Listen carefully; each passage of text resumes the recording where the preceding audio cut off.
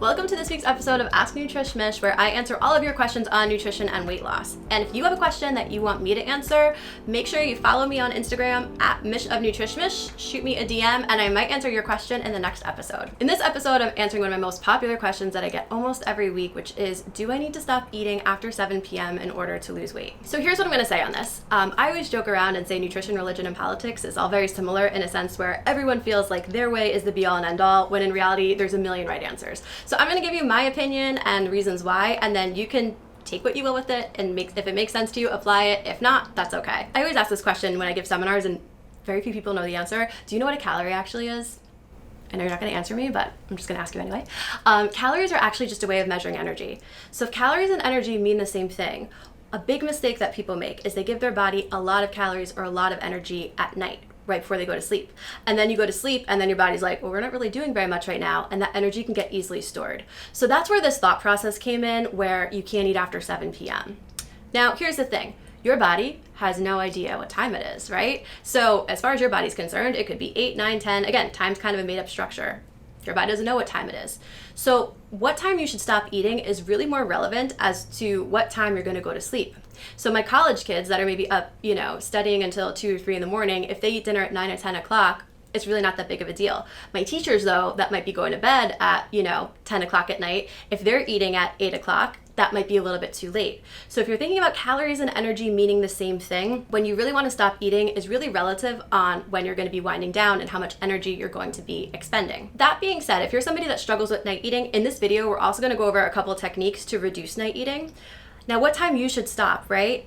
I always say, try to make it better than your body's used to, right? So if I have a guy, just for example, that comes in to see me and he's eating 10 cheeseburgers a week and now he's eating 7, that's maybe not ideal, but it's better than his body's used to. So if you're somebody that's eating really late at night and you just maybe eat an hour earlier or you eat, half hour earlier, those little changes start to add up. And because it's better than your body's used to, you're gonna see a result from it. So don't feel like it has to be perfect. Don't put all this pressure on yourself, and definitely don't make yourself feel restricted. Just try to improve, not perfect. So here's a really interesting story, and this is a true story. So when I was in college, right, a bajillion years ago, for a class, I did this for a class. You know those giant, they were like those muffins, right? From a donut shop, right? Every morning I had one for a week. I was 18, right? So I gained that week less than a pound. I think it was 3/4 of a pound. A month later, I ate everything else exactly the same. Instead of having the muffin at 9 o'clock in the morning, I had it at 9 o'clock at night. And that week I gained 3 pounds. So just the time of day that I had it completely changed how much weight that I gained. It was actually triple, right? So the night eating thing does really play a part into weight loss or gain for a lot of people. And again, it kind of makes sense if you think about it. There are people that just say, no, as long as you're in a calorie deficit, you're gonna lose weight.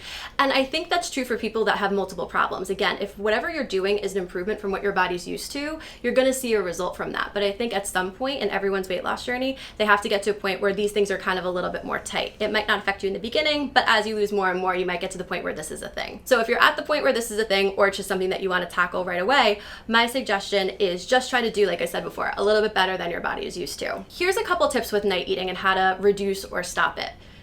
And this is something that is one of the more challenging aspects for people. There's 2 main reasons why. We're gonna go over both of them.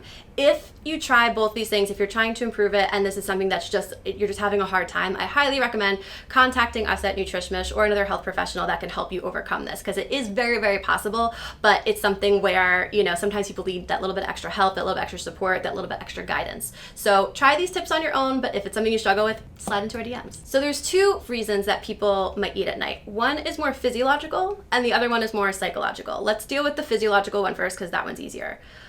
I find this, and especially, I see a lot of people do it, but I find especially with women, when they're trying to lose weight, what they do is they restrict, right? And sometimes what happens is they restrict too much. So what happens is you're not giving your body enough calories or enough energy during the day when your body actually needs it.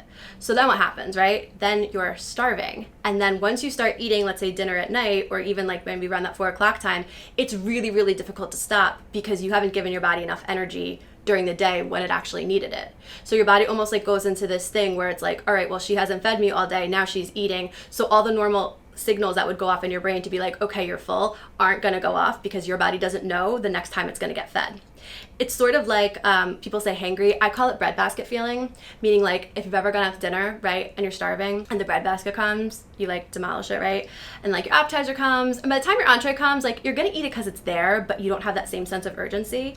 That's kind of what's happening with people who don't eat enough during the day, right? You're going into the night with breadbasket feeling. So it's really, really difficult to stop rather than going into it with more like entree feeling where you're like, okay, like I can eat, but it's not an emergency right now. So if you eat more during the day, it'll give you a little bit more control and help you stop eating at night after dinner, or maybe even have dinner a little bit earlier than you're used to now. The second reason that people night eat is for psychological reasons. And honestly, that one's a little bit harder, but there's definitely a way to overcome it. So if you're somebody who like you finish dinner and you go on the couch and you're like, I would really like chips right now. I would really like cookies right now. I'd really like the kids' Halloween candy right now. Whatever is hanging around, if you're like, oh, I really want this thing.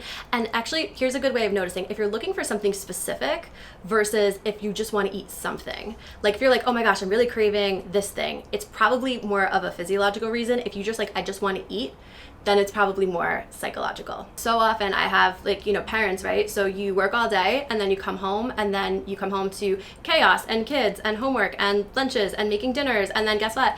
You didn't do anything for yourself, right? And then tomorrow, all you have to look forward to is doing it all over again. So let's be honest, food makes the day suck less. It's a reward at the end of the day. It's a way to decompress. Now, what's interesting is you're not actually craving food. You're craving the feeling that you get from food. And the feeling that you get from food is actually really a dopamine hit. Now, here's the interesting thing. When we're talking about habits, right? Because at this point it's a habit. There's a connection in your brain. There's 3 parts to a habit. And I'm going to get into this in a little bit deeper in another video, but this is just the SparkNote version just to get you started, right? You have the cue, which is what triggers it. So it could be the end of the day. It's the habit, which is that you're eating, and then the reward, which is you get that dopamine hit. You can't technically break habits, but you can replace habits. So if you can find other ways of getting that dopamine hit, all of a sudden now you're not looking for the food as much, you're looking for whatever this other thing is. So my suggestion and where to start is try to think of other things that you can do that might kind of feel good to you, right? And it could be like something like you let yourself like scroll on social media. It could be, you have like a nice skincare routine. It could be, anything that's going to kind of just be something for yourself, something for you. And what I want you to do is 15 minutes before you want to eat, just do that other thing first. And if you rinse and repeat enough, you're going to weaken the reaction between emotion and food, and you're going to strengthen this other one. And with repetition over time, eventually you'll start to replace food with this thing. So it's a little bit more involved, and like I said, that was kind of like the SparkNote overview. If that's something that you struggle with, if what I said isn't quite enough, I highly recommend contacting us at Nutrish Mish. We have a step-by-step protocol that we take our clients through where they really are able to overcome emotional and stress eating. But if what I said is kind of enough, you can just start with that for now. So now we know, like, your body doesn't know what time it is, right? So what time you should actually stop eating is going to really be dependent on what time you're winding down for the day. If you're somebody that goes to bed early, it should be a little bit on the earlier side. If you're somebody who goes to bed a little later, it could be a little bit on the later side. If you're trying to improve, just do slightly better than your body's used to now. If you really do struggle with night eating though, it makes total sense. Check in and make sure you're eating enough during the day. If you're not, that could be a good solution. Or if it's something where you're using food as an emotional trigger, then you want to try to find other replacement things. And like I said before, if that's something that you struggle with, please contact us because that's something that we specialize in.